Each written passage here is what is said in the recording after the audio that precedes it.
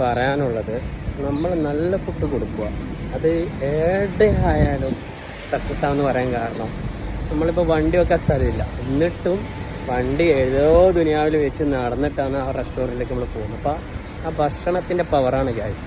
ആ ഭക്ഷണത്തിൻ്റെ പവർ കൊണ്ടാണ് നമ്മളവിടെ എത്തിക്കുന്നത്.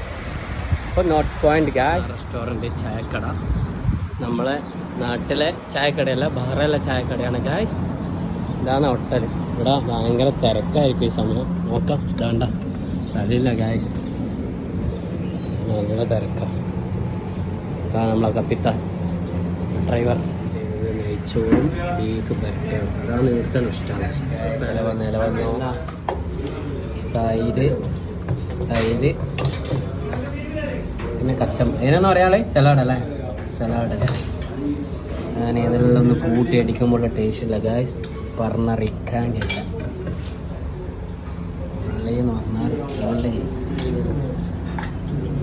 കച്ചമ്പർ, നാരങ്ങച്ചാറ്, ഇത് പിന്നെ ഒരു കഷ്ണം പപ്പടം, പിന്നെ നമ്മളെ നൊസ്റ്റാൾജി ആയിട്ടുള്ള ബീഫ് ഗായ്സ്. ബീഫ് എന്നെല്ലാം പറഞ്ഞാൽ 1.5 ബീഫ് കേട്ടോ, നല്ല കിട്ടില്ല ബീഫ്.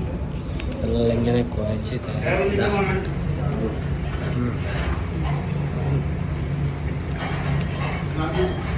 ബീഫില്ല ഒരു രക്ഷയില്ല.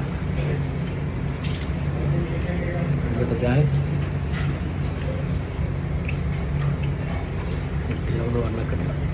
ഇതാണ് നമ്മളെ ചായ. ഗൾഫിലെ തെരുവിലൂടെ ഗായ്സ് പച്ചക്കടലയും പിടിച്ച് നമ്മുടെ നാട്ടിലെ ആ കിട്ടാതെ സുഖമുണ്ടല്ലോ, അത് നമ്മളിവിടെ ക്രിയേറ്റ് ചെയ്യലാണ് ഈ പച്ചക്കടല തിന്നുകൊണ്ട്. അങ്ങനെയാണ് ഗായ്സ് ഇവിടുത്തെ നൊസ്റ്റാൾജി. ഇവിടെ എല്ലാം ഉണ്ട്. മലയാളികൾ എവിടെയുണ്ടോ അവിടെ ഇതേപോലത്തെ പച്ചക്കടല ഉണ്ടാവും ഗായ്സ്.